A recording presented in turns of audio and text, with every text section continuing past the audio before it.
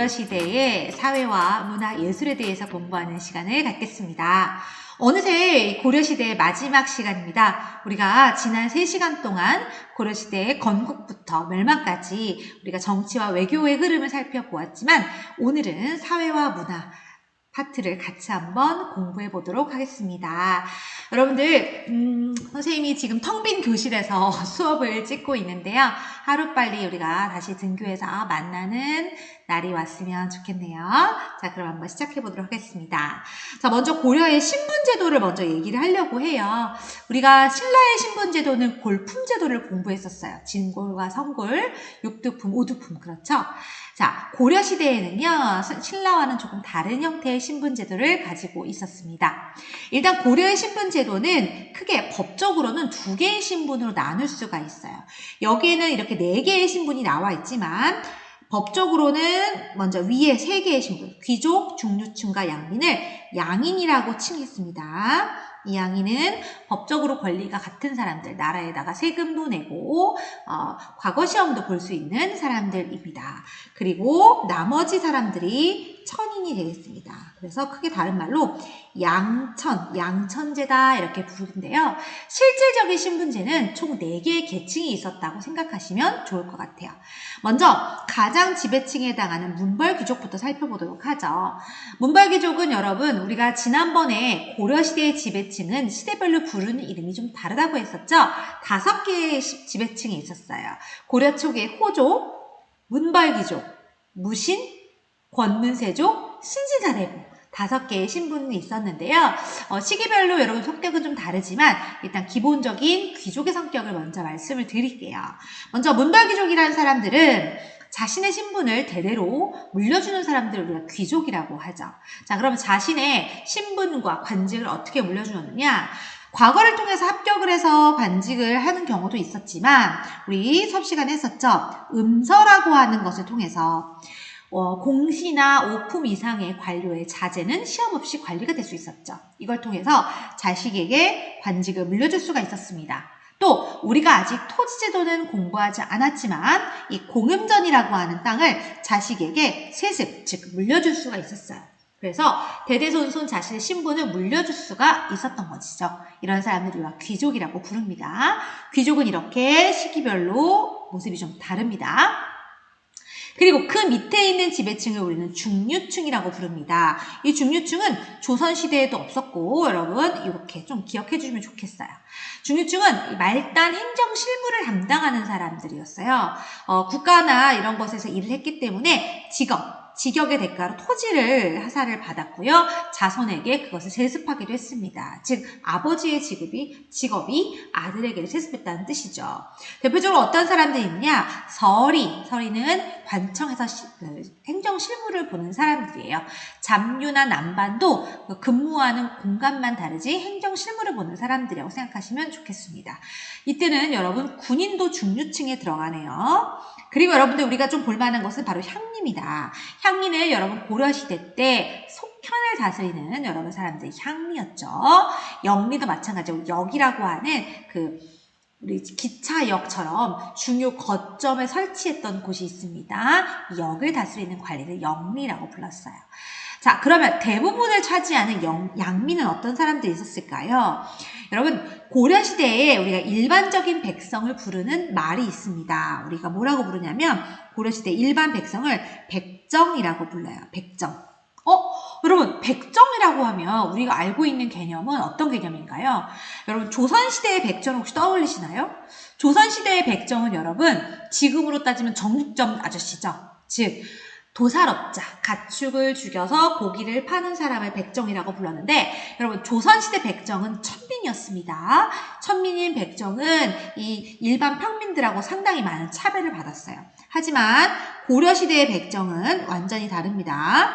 조선시대의 백정하고는 완전히 다른 개념이라는 거 여러분 꼭 체크해 두시면 좋겠어요. 이 백정은 고려시대에는 일반 백성을 일컫는 말을 백정이라고 합니다. 이 백정은요, 나라에다가 조세, 세금을 내고요, 곡물이라고 하는 특산물도 내고요, 또 군대도 갑니다. 대신에 권리도 있어요. 의무만 있었던 건 아니에요.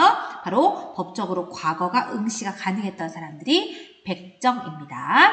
자, 그리고 양민에 속하지만 좀 특이했던 특수한 행정구역에 사는 사람들 있었죠. 바로 우리 예전에 행정구역 할 때 수업했었던 향과 소와 부곡이라고 하는 특수 행정구역의 주민들이죠. 이 향소 부곡은 선생님이 그랬어요. 일반 다른 지역에 비해서 많은 차별을 받는 사람들이다 라고 했어요. 이 마을 자체가 죄를 지은 마을이거나 그 마을 자체가 전체적으로 다른 마을에 비해서 급이 낮은 마을이라고 했었어요. 이 사람들이 받았던 차별도 기억하세요? 세금도 훨씬 많이 내고요. 나는 향소부곡 주민 안 한대 라고 하고 다른 마을로 이사 갈 수도 없었어요. 또 그 자식은 과거 응시도 불가능했었습니다. 그래서 많은 친구들이 선생님 그러면 향소부곡 주민들은 평생 그렇게 살아야 하나요? 라고 했었는데요. 미리 결론부터 말씀드리면 밑에 볼까요? 고려는 신분 상승의 가능성이 열려있는 사회였습니다. 예를 들면 여기에는 나와 있지만 여기 나와 있네요. 향소 부곡은 일반 군현으로 승격이 가능했어요. 대표적인 예시가 뭐냐면 우리 몽골의 침입을 받았을 때 김윤후라고 하는 스님이 열심히 싸웠던 처인 부곡 마을. 이 처인 부곡 마을은 이 김윤후의 스님과 함께 열심히 싸워서 몽골을 무찌른 공을 인정받아서 처인 부곡에서 처인현으로 승격된 사례가 있습니다. 물론 그 사례가 많지는 않아요. 하지만 완전히 닫혀있지는 않았다는 것을 체크해 주시면 좋겠습니다. 향소 부곡의 이야기 특수행정구역 꼭 기억해 주세요. 또 가장 천민에 해당하는 사람들은 대표적인 사람들이 노비에 해당합니다. 노비는 크게 두 종류로 나눌 수 있죠. 공노비와 사노비. 공노비는 나라에 속한 노비, 관청에서 부리는 노비이고요. 사노비는 개인이 갖고 있는 노비를 사노비라고 합니다. 이 노비는 마치 재산처럼 간주가 됐어요. 마치 당시에 소나 돼지 같은 가축과 같은 존재였죠. 그래서 다른 사람에게 매매를 하거나 주거나 상속도 가능했습니다. 그래서 노비 같은 경우에는 상당히 힘든 삶을 살았겠죠. 자, 또 노비의 경우에는 특이한 게 하나 있습니다. 부모 중에 한 명만 노비이면 그 자녀도 무조건 노비가 되는 특징을 갖고 있었어요. 즉 엄마 아빠 중에서 한 명이 노비이면 예를 들면 아버지가 노비예요. 그러면 엄마가 양인이라고 해도 무조건 그 자식은 노비가 된다는 거죠. 시간이 지날수록 노비가 되는 사람들은 점점 많아졌겠죠. 이러한 원칙을 일천즉천이라고 불러요. 한 명이 천하면 즉 천하다. 이렇게 기억하시면 되겠습니다. 하지만 여러분 노비나 향소 부곡민들 평생 자신의 신분을 따라서 살아야 하냐고요? 그렇지 않습니다. 고려는 신라와는 달리 신분 상승의 가능성이 열려있는 사회였어요. 먼저 중류층에 해당하는 향리도요. 공부를 열심히 해서 과거에 급제하면 고위 관리가 될 수 있었고 하급 군인도 공을 세우면 무관이 될 수 있습니다.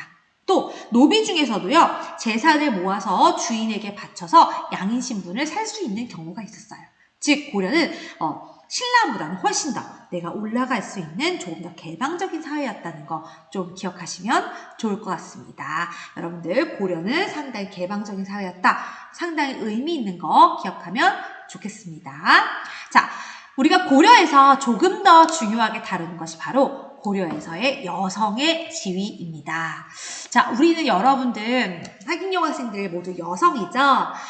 역사를 공부할 때 우리는 참으로 많은 남성의 역사를 공부합니다. 여러분들이 오늘 제출하신 숙제, 역사, 인물, 페이스맵도 역시 대부분의 인물들은 남성을 제작을 하셨을 것 같아요.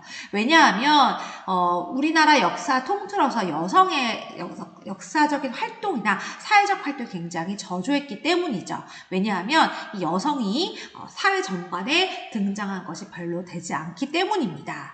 하지만 고려는요. 특이하게도 조선시대보다도 더욱더 여성의 지위가 높았던 시기였습니다. 그래서 여성사를 공부할 때 꼭 고려의 여성사를 아주 열심히 공부하곤 하죠. 하지만 제안을 하나 줄게요. 이때 여성의 지위는 바로 가정 내에서의 지위입니다. 무슨 말이냐면 이때 고려에서 여성의 지위가 높았다고 하더라도 여성이 과거 시험을 볼 수 있었다거나 관직에 나갔다는 뜻은 아니라는 사실 여러분 기억해 주세요. 그래서 이 고려의 여성의 지위는 항상 조선시대하고 같이 비교해서 여러분들 출제가 되곤 하기 때문에 조선시대 여성의 지위가 아주 낮았다는 거 알고 계시죠? 그에 비해서 더 옛날인 고려의 여성의 지위가 어떻게 높았는지 지금부터 살펴보도록 하겠습니다. 자, 먼저 여러분들 제가 가운데다가 고려의 여성의 지위를 써놨고요. 살펴볼게요. 먼저 여러분 고려는요. 무조건 일부 일처제가 원칙이었습니다. 일부 이처제라는 말 들어보셨죠? 한 명의 남편에 한 명의 아내라는 뜻입니다. 그러면 선생님 조선시대는 아니란 말이죠? 네, 조선시대는 많은 사대부 양반들이 첩을 두고 그것을 공공연히 했었죠. 일부 일처제가 일반적이었다. 그리고 두 번째, 고려에서는요. 여성의 이혼과 재혼이 비교적 자연스럽고 가능했습니다. 이혼과 재혼이 비교적 잘 이루어질 수가 있었어요. 그럼 조선시대에는 어땠냐고요? 네, 조선시대에는 여러분 놀라지 마세요. 여성이 이혼을 하고 재혼을 하잖아요. 재가녀의 아들, 즉 우리 엄마가 재혼을 했어요. 그럼 그 아들은 과거 시험조차 치를 수 없었습니다. 손가락질은 물론이거니와 그 자손에게까지 엄청난 차별을 두었던 것이죠. 하지만 고려에서는 이혼과 재혼이 비교적 활발하게 이루어지는 모습을 보여줬고요. 또 재혼을 해서 내가 어떤 여성이 그 재혼할 때 데리고 온 다른 남자, 전 남편의 남성 그 자녀에게도 차별을 하지 않고 재산을 상속하는 모습들을 여러 기록에서 찾아볼 수가 있는 것이죠. 또 이혼을 하더라도 여성이 친정에서 갖고 온 재산도 자신의 재산으로 따로 관리할 수가 있었습니다. 또 뭐가 있느냐? 자, 저는 이렇게 화살표를 좀 그려볼게요. 또 어떤 것들이 있느냐? 자, 재산에 대해서 아들, 딸 구분하지 않고 재산을 아들, 딸 구분 없이 균분 상속하는 모습을 많이 살펴볼 수가 있습니다. 즉 무슨 말이냐면 부모님이 재산을 물려줄 때 아들, 딸이라든지 장남, 차남을 구분하지 않고 똑같이 나누어 줬다는 거죠. 여러분 조선시대는 어땠나요? 재산을 남녀를 구분했던 것은 물론이거니와 주로 장남에게 재산을 전부 다 주는 그런 상속제도가 대부분이었죠. 왜냐하면 남성, 특히 장남이 제사를 지낸다는 이유 때문이었어요. 하지만 고려시대는 여성도 딸도 똑같이 재산을 나누어 주었다라고 하는 거 기억해 주세요. 그러니까 당연히 어때요? 딸도 부모님의 제사를 돌아가면서 지낸다는 거죠. 선생님은 딸밖에 없거든요. 그러니까 만약에 선생님이 조선시대에 태어났다면 제사를 지내줄 사람이 없다는 거죠. 물론 선생님은 교회를 다닙니다만. 자, 고려시대는 딸도 제사를 지냈다라고 하는 것도 기억해주면 되겠습니다. 또 뭐가 있었느냐? 여러분들 혹시 주민등록 등본 떼보신 적 있으세요? 주민등록 등본 떼보시면 일반적인 가정의 경우 자 호주가 있습니다. 호주가 있고 그 밑에 그 가정의 세대원들이 있는데요. 여러분 호주라고 하는 것은 그 가정에 대표하는 사람입니다. 보통은 이 호주가 조선시대에는요. 남성이 무조건 호주가 되는 경우가 많았어요. 특히 예를 들면 아버지가 돌아가실 경우에는요. 어머니가 있는데도 불구하고 어린 아들이 호주인 경우도 많았습니다. 심지어 우리나라에서도요. 아주 비교적 최근까지도 이 호주제가 없어지지 않아서 어머니가 호주가 아니라 아들이 호주에 올라있는 경우도 있었거든요. 그런데 고려시대는 훨씬 더 앞선 사회였어요. 여성이 그 가정에 호주가 될 수 있었습니다. 여성이 호주가 될 수 있었다라는 거. 여러분들도 이제 호주가 될 수 있어요. 여러분들 등본 한번 떼보시면 좋을 것 같아요. 또 하나, 여러분 혹시 등본 떼보면 여러분 동생이나 오빠나 언니나 이런 있는 사람들 있죠? 보통 어떻게 기록되어 있나요? 네. 나이 순으로 태어난 순서대로 기록이 되어 있죠. 하지만 여러분 조선시대에는요. 호적에 남자, 즉 아들이 먼저 기록되어 있고 딸이 나중에 기록되어 있었거든요. 그런데 고려는 여러분 훨씬 더 평등한 사회였습니다. 그래서 호적에도 남녀, 아들, 딸 구분 없이 나이 순으로 기록되어 있는 모습이 나옵니다.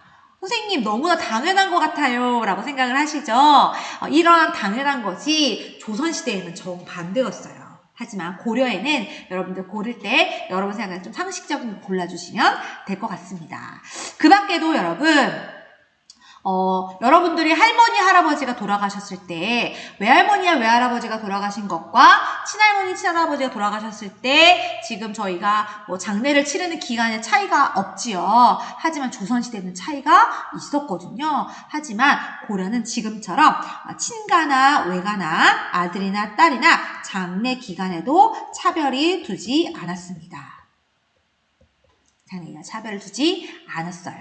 그리고 마지막으로 여러분 혹시 음서제도 기억하세요? 음서는 어떤 거였죠? 부모님이 5품 이상의 고위 공무원일 경우에는 그 자손이 관직에 등용될 수 있는 거였죠. 그런데 여러분 선생님이 말했었어요. 고려시대에도 여성이 관직에 나아갈 수는 없다고 그랬어요. 선생님처럼 딸만 있는 경우에는. 제가 5품 이상 공무원이어도 음서 혜택을 받을 수 없나요? 네, 아닙니다. 고려에서는요, 음서가 외가에게도 적용됩니다.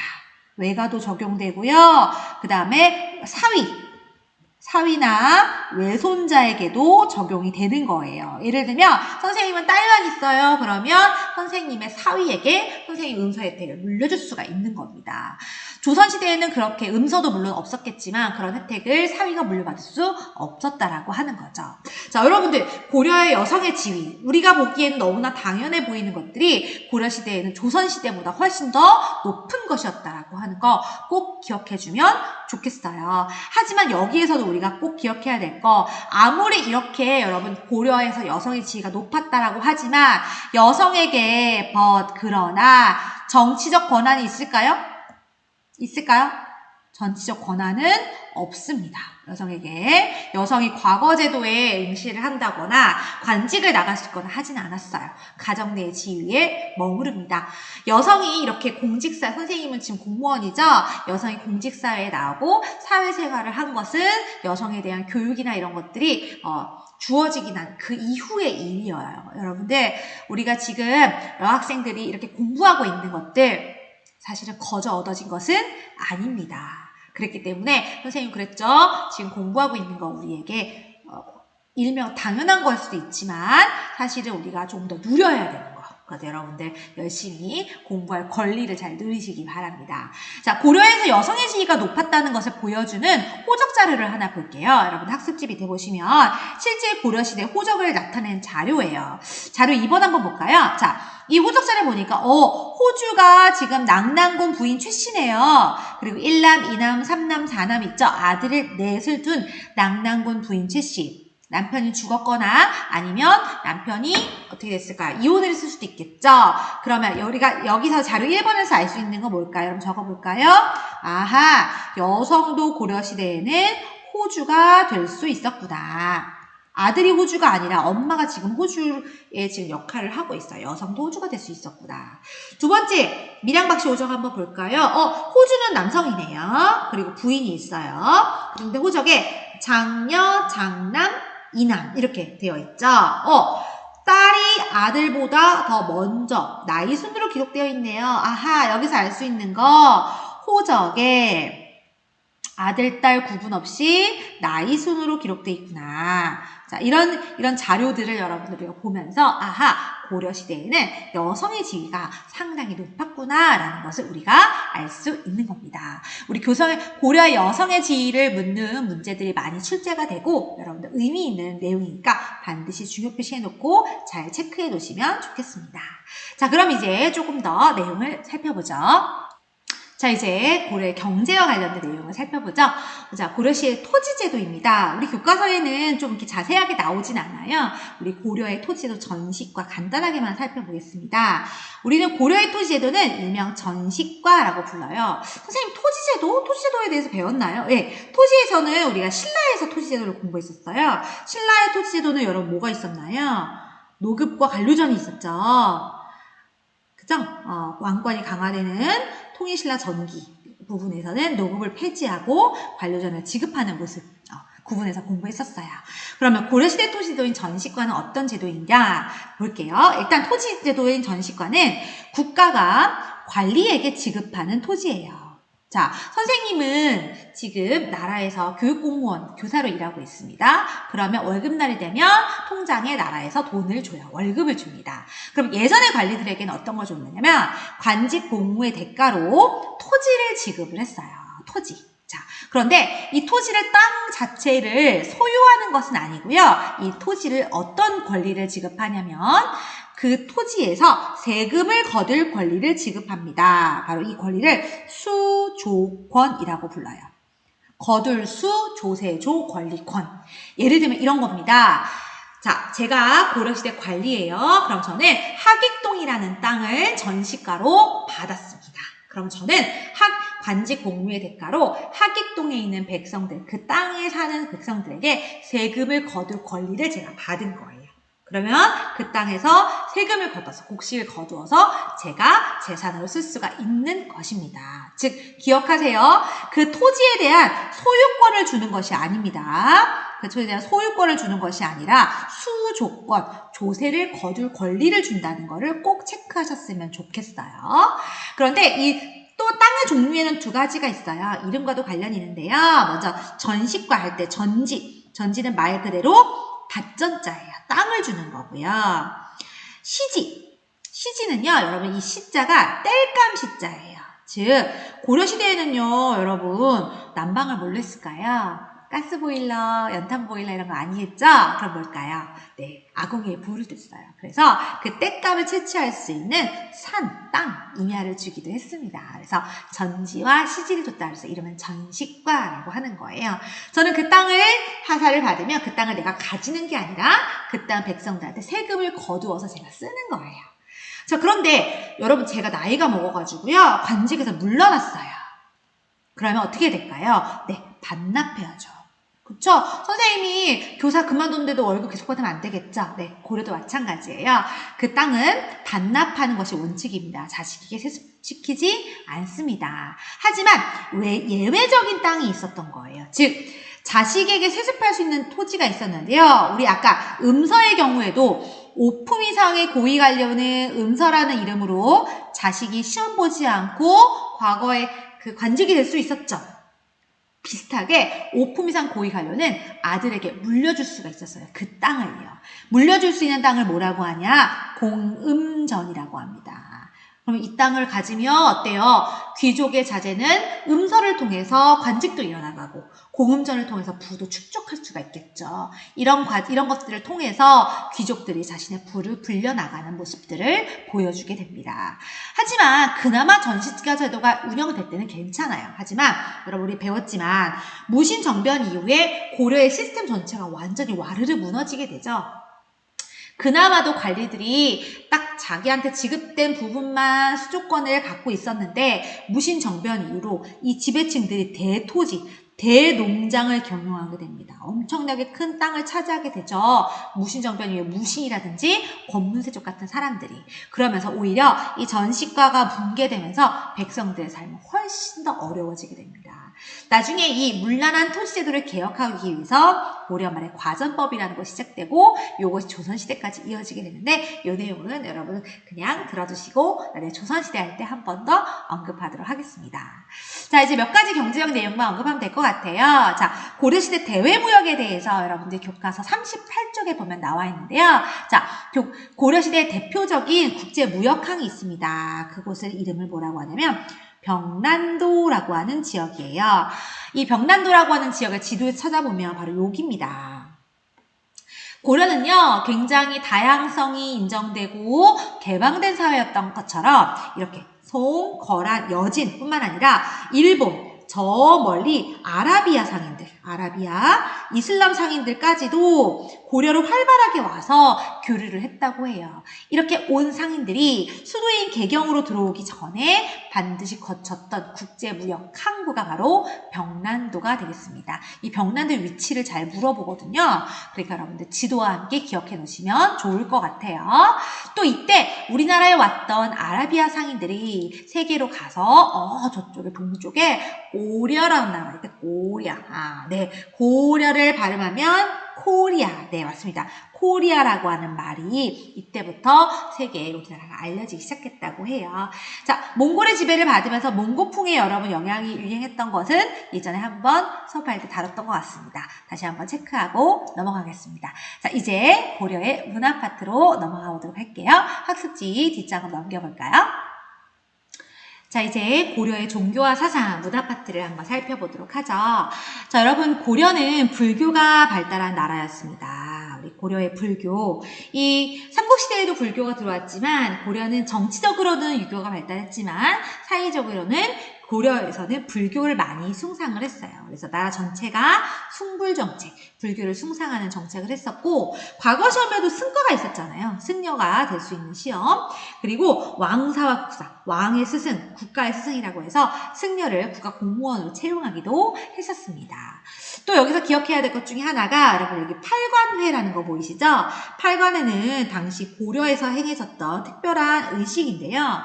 불교와 전통 사상이 이렇게 혼합되어서 국가에서 치르는 의식이었습니다. 이 팔관에 대해서는 교과서 48쪽에 한쪽에 걸쳐서 잘 나와 있어요. 한번 체크해서 한번 살펴보시면 좋을 것 같습니다. 자, 우리가 고려시대 불교에서는 불교의 승려를 2명을 좀 기억을 하셔야 돼요. 우리 삼국시대 불교에서의 승려는 3분을 배웠어요. 원효, 그 다음 의상, 해초, 그쵸? 자, 고려시대에는요, 2명의 승려를 배웁니다. 고려 중기에 활동했던 승려는 의천이라고 하는 승려고요. 그 다음, 무신집권기에 주로 활동했던 진울이라고 하는 승려가 있습니다. 주로 이 2분은요, 서로 오답보기로 비교해서 출제가 많이 되고 있습니다.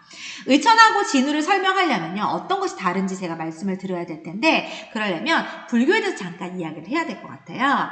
자, 여러분, 불교에는 좀 여러 가지 종파가 있습니다.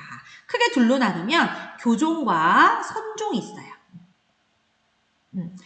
교종과 선종, 여러분 불교의 종파의 개념 잘 모르시면 교회 다니시는 분들은 교회에서도 어떤 교회는 장로교회도 있고 감리교회도 있고 침례교회도 있죠. 그런 것처럼 불교는 종파가 굉장히 여러 개입니다.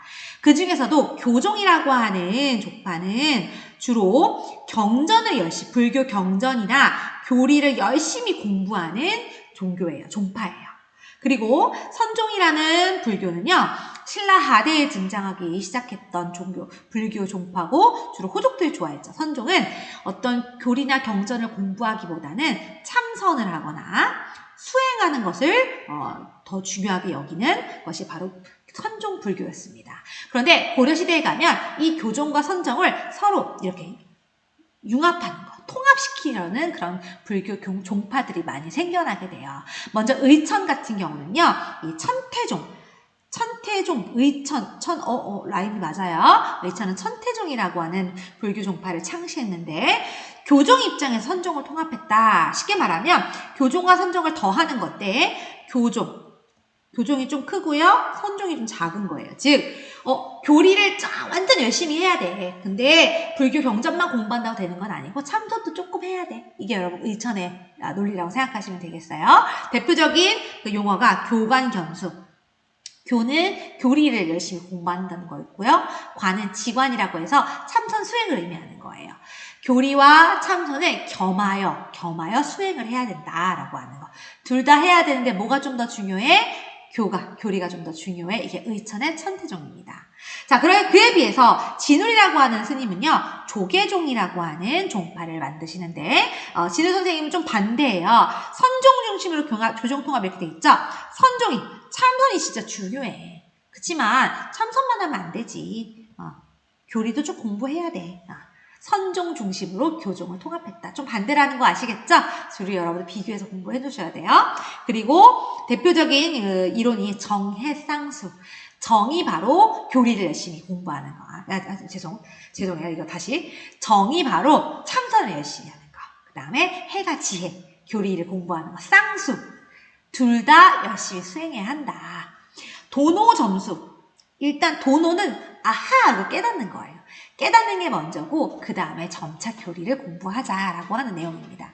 이 진울 선생님은 이 수선사라고 하는 절을 중심으로 결사운동, 그래서 불교 종파를 조금 더 이렇게 개혁하려는 운동을 주장하시기도 하셨어요. 아마 여러분들 한국을 빛낸 100명의 위인들이라고 하는 노래 아시는 분은 쉽게 할 수 있을 것 같아요. 진울국사 조계종 의천천태종 들어보셨어요? 네. 어쨌든 의천은 천태종, 진울은 조계종, 지읒 좀 더 쉽게 외우는 방법. 자, 이 의천 선생님하고 진울 선생님하고 누가 더 쌍꺼풀이 있었을까요? 정답은 진울. 진울 선생님은 쌍수했거든요. 진울이 쌍수했다. 비웃지 마세요, 여러분. 이거 나중에 기억난다. 진울이 쌍수했어요. 의천과 진울입니다. 자, 또 그리고 여러분, 고려라는 나라는요, 이 불교의 힘을 이용해서 외세의 침입을 무찌르려고도 했습니다. 그래서 불경을 목판에 인쇄하는 대장경을 간행을 했었죠. 먼저 초조대장경이라고 들어보셨나요? 초조대장경은 말 그대로 처음 만든 대장경인데요. 거란의 침입에 저항하기 위해서 만들었던 건데 이 초조대장경이 몽골이 쳐들어왔을 때 없어지게 됩니다. 이때 몽골이 쳐들어와서 없어졌던 것 중에 또 하나가 황룡사 구축 목탑도 있었어요. 그러자 세 번째 보시면 몽골이 나중에 쳐들어왔을 때 이 초조대장경이 없어졌잖아요. 그러니까 이번에는 다시 한번 만들자. 제조대장경이라는 거 만들어요. 다시 제자 대신 조. 초조는 처음 만든 거, 제조는 다시 만든 거. 근데 이 제조대장경이 목판이 8만 장이 넘어요. 그래서 이 대장경을 우리가 뭐라고 할까요? 여러분 잘 아시는 거 바로 8만 대장경이라고 하는 목판을 인쇄를 하게 됩니다. 이 8만 대장경은 지금도 남아있어서 저기 경남 합천 해인사에 여러분 소장되어 있습니다. 그리고 유네스코 세계 기록유산에 등재가 되어 있고 합천 해인사 8만 대장경을 보관하고 있는 대장경 장경판전 그 건물도 역시 우리 유네스코 세계 문화유산에 등재되어 있습니다. 물론 이 합천 해인사는 조선시대 때 여러분 만들어진 거예요. 자, 이 대장경 이야기 조금 더 이따 해보도록 하고요. 자, 고려시대 불상 나옵니다. 자, 우리 삼국시대 불상하면 어떤 것도 있었어요? 우리 고구려의 영가칠년면 금동열의 일상, 쬐끄만 거. 그 다음에 백제미소, 우리 서산마의 삼존상. 그리고 어때요? 미륵보살 방가사여상. 그치? 생각하는 거. 그 다음에 석굴원 본주불상 이런 것들 기억나시나요? 발해 이불병자상. 자, 고려의 불상하고 비교만 하시면 될 것 같아요. 고려는요, 철로도 부처님을 만들기도 했네요. 얘는 철로 이렇게 주물의 틀에다가 부어서 만든 철불입니다. 이름은 외울 필요 없고요. 그 다음에 요 불상은 좀 아셨으면 좋겠어요. 관촉사 석조 미륵보살 입상인데요. 이 불상은요, 우리나라 최대의 불상이에요. 이 불상이요, 무려 크기가 17.8m입니다. 우리가 천장 높이가 3m라고만 해도 건물 5층, 6층에 해당하는 굉장히 높은 불상이 되겠습니다.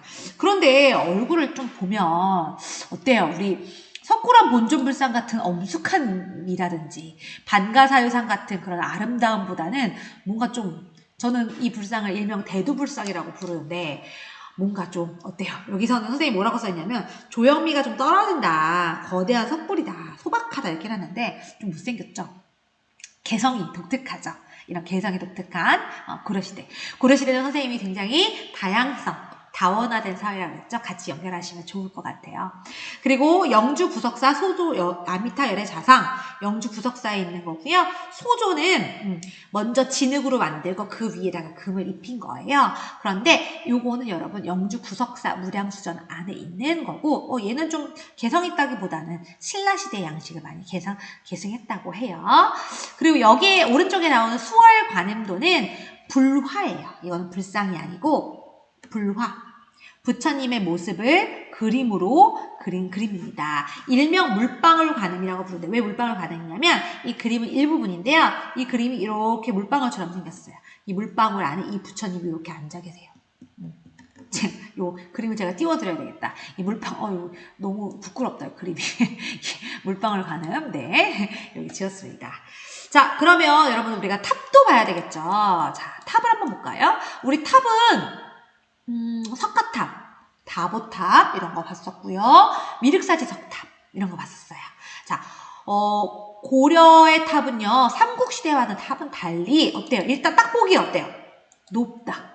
그쵸? 높고 여기는 약간 되게 복잡하죠? 사각형이 아니에요. 막 팔각형, 육각형 막 이러거든요. 즉 고려의 탑은 다각 다층탑입니다. 되게 모양이 화려한 탑이 되겠습니다. 대표적인 탑이 두 개가 있어요. 여러분 평창, 강원도 평창에 가시면 평창 오대산 안에 있는 월정사 팔각 9층 탑이에요. 여러분 이거 저예요.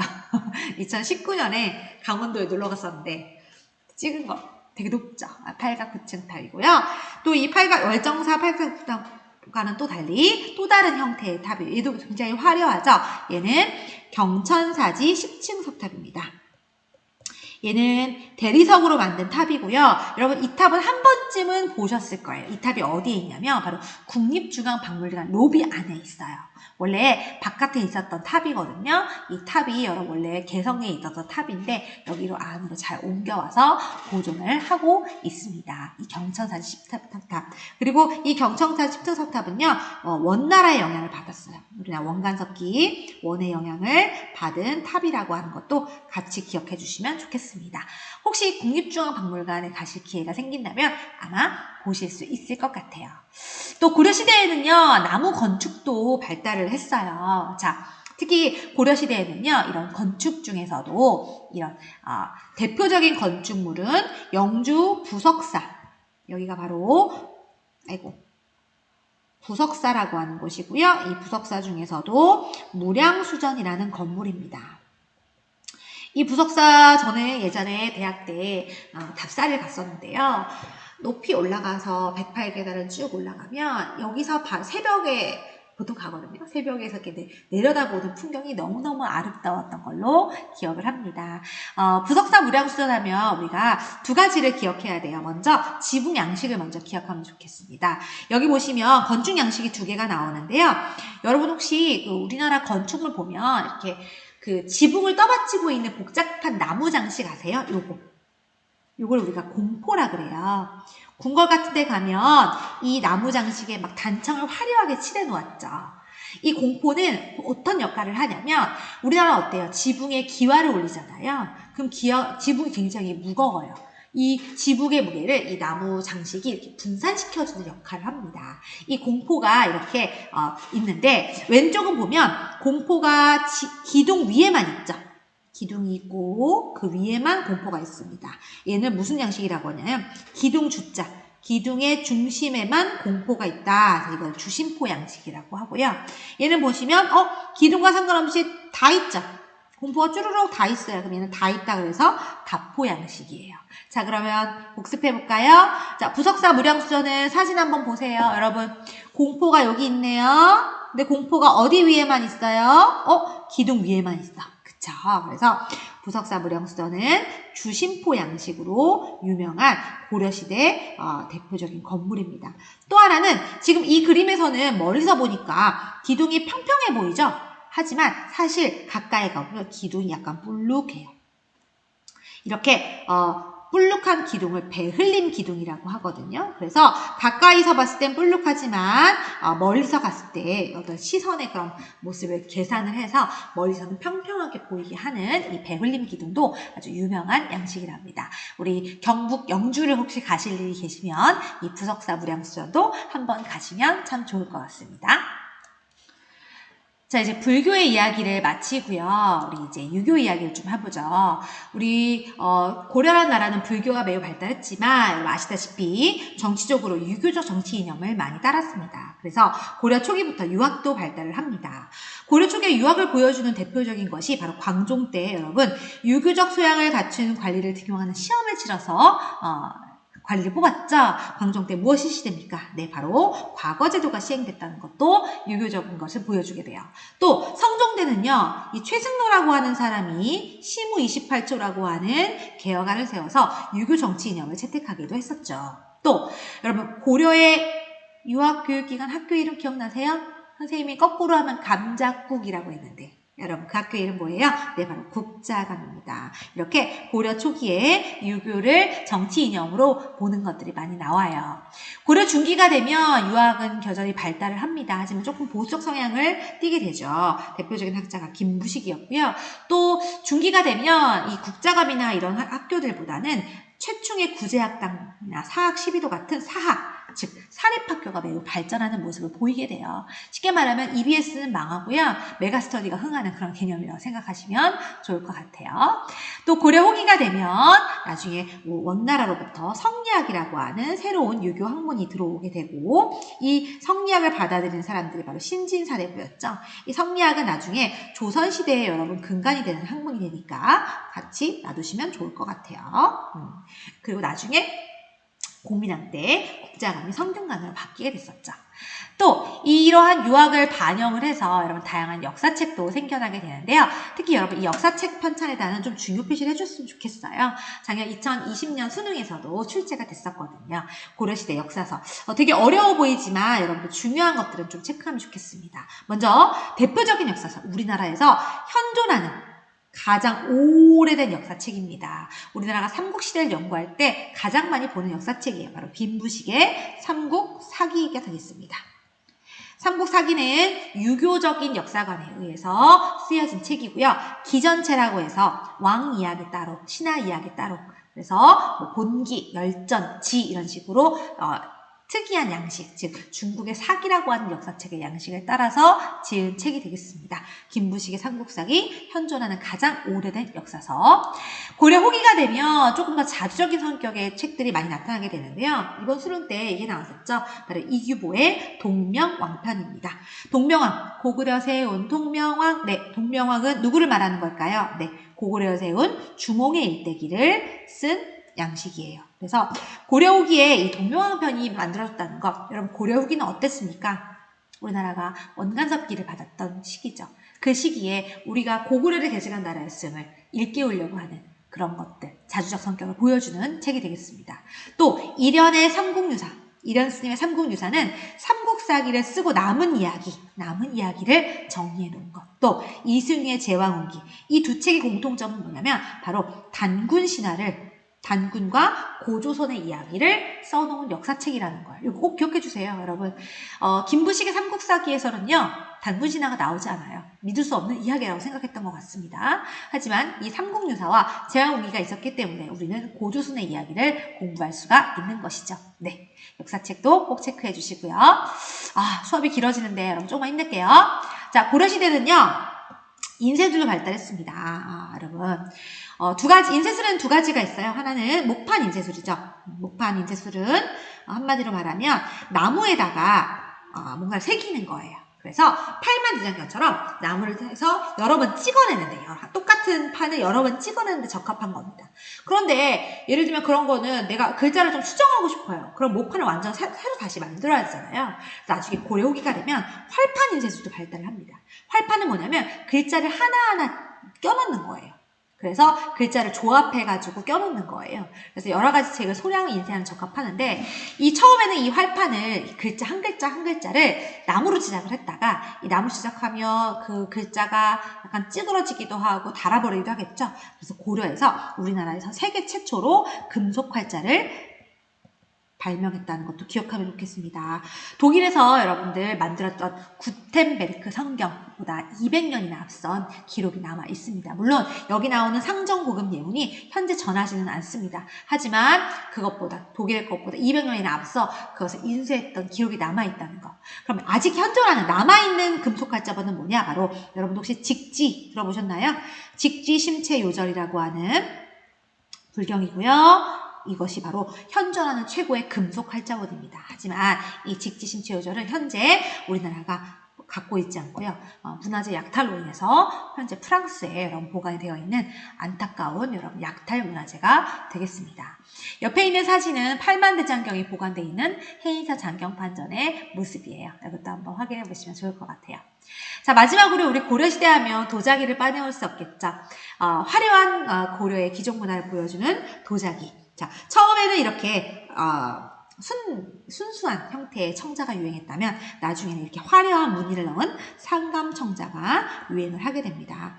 고려의 특징적인 비색, 뒤치 색깔 청자로 보시면 좋을 것 같아요. 나중에 조선시대가 가게 되면 백자가 유행하거든요. 도자기도 기억하면 좋을 것 같아요. 이 도자기를 굉장히 중국 사람들이 좋아했다고 하죠. 그리고 경제 파트에서 빠진 내용 하나 얘기하고 넘어갈게요. 고려시대에는 화폐를 만드는 적이 나와 있습니다. 삼국시대에는 선생님은 화폐에 대한 이야기하지 않았어요. 네, 고려에는 화폐를 주조한 기록이 남아있어요. 그래서 건원중보, 사만통보 이런 화폐들도 있었고요. 그 중에서 가장 유명한 것이 바로 은명. 다른 말로 활구라고도 하고 바로 이 사진에 나오는 이게 바로 고려시대 화폐입니다. 은으로 만들었고요. 약간 호리병 모양 같이 생겼죠. 은병, 말 그대로 은덩어리예요. 굉장히 고액 화폐입니다. 그래서 그랬을까요? 고려시대에는 이렇게 화폐가 만들어졌지만 화폐가 널리 유통되지는 못한 것으로 보입니다. 주로 사람들은 화폐를 사용하기보다는 곡식이나 옷감을 통해서 물물 교환을 했던 것으로 보이고요. 화폐가 제대로 사용되는 건 조선시대, 그중에 조선 후기에 와서 사용된다라고 생각하시면 되겠습니다. 고려시대 사회와 문화를 한 시간에 정리하느라고 수업이 조금 길었네요. 여러분들 너무나 수고 많으셨고요. 자, 오늘 수업이 끝나면 고려시대 방탈출이 준비가 되어 있습니다. 우리 수업 내용 잘 정리하시고 고려시대 방탈출 게임에도 바로 참여해 주시면 감사하겠습니다. 고려시대 이렇게 끝났고요. 다음 시간에는 우리가 조선시대 수업으로 만나게 될 건데요. 우리 학습지 뒷장에 넘겨보시면 이렇게 문제가 나와 있죠. 여러분, 고려시대 정치사 문제도 나와 있고요. 고려시대 사회문화사 문제도 나와 있습니다. 이 문제는 제가 직접 풀어드리지는 않을 거고요. 제가 정답을 업로드해 드리도록 하겠습니다. 정답 업로드해 드리면 풀어보시고 등교하셔서 질문하시거나 아니면 온라인상에서 질문해 주시면 되겠습니다. 오늘 수업 너무 길었다. 미안해요. 그래서 나도 찍느라 힘들었어요. 네, 오늘 수업 너무 고생하셨고요. 네, 고려시대 방탈출 참여해 주시면 되겠습니다. 오늘 너무나 수고 많았습니다. 감사합니다.